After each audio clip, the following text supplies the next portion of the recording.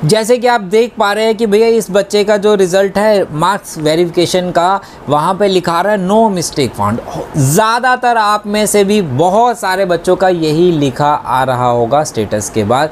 बहुत सारे बच्चों का ऐसा हुआ था कि भैया केस इज रजिस्टर तो हुआ था, लेकिन थोड़े टाइम के बाद वो no mistake found, no change after verification marks in applied subject कर दिया गया। मतलब कि पैसा कर दिया गया बर्बाद हमारे पेरेंट्स का, जो बड़ी मुश्किल से कमाया जाता है।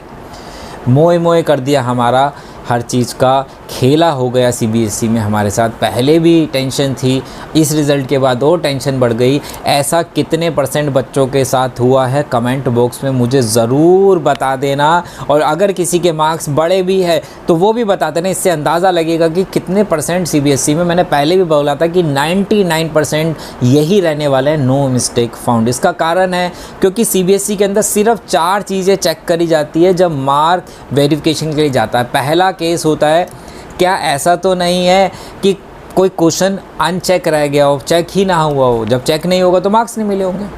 दूसरा केस, सारे क्वेश्चन चेक तो है लेकिन ऐसा कोई क्वेश्चन तो नहीं जिसके मार्क्स नहीं मिले।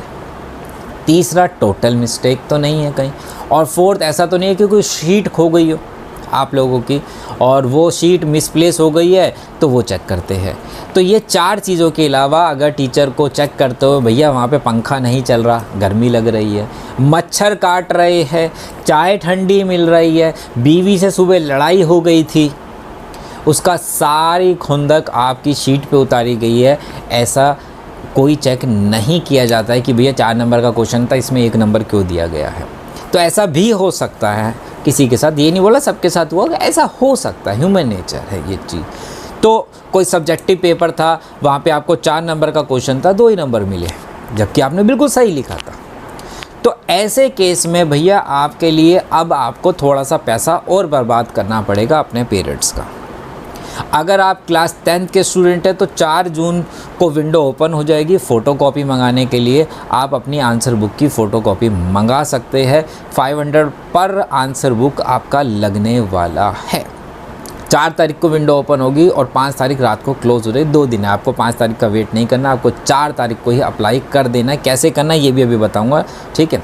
अगर आप क्लास 12th में हो तो 1 जून को, ये ध्यान रखना, क्लास 12th वाले 1 जून को विंडो ओपन हो जाएगी और 2 जून को रात को बंद हो जाएगी। 700 रुपये पर आंसर बुक लगने वाला है आपके पेरेंट्स का। तो यहाँ पे भी पैसा बर्बाद करने के लिए तैयार रहो। मतलब पैसा बर्बाद मतलब आपकी जेब से तो जाएगा ना भैया।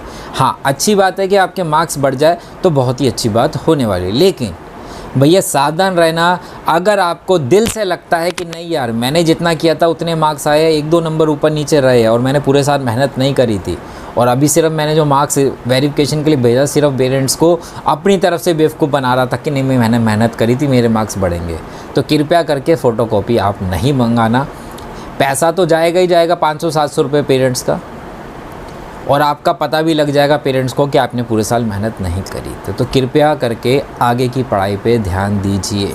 आप सारे भी जो अप्लाई कर रहे हैं, अगर 10th के हैं तो आप 11th पे पढ़ाई पे ध्यान दीजिए, और 12th वाले हैं तो भैया अपने एंट्रेंस आगे जो कर रहे हो उस पर ध्यान देना। ये फ़ोटोकॉपी आप मंगाते रहो, उसमें मना नहीं कर रहा, लेकिन अपनी पढ़ाई को इफ़ेक्ट मत होने देना, ठीक है।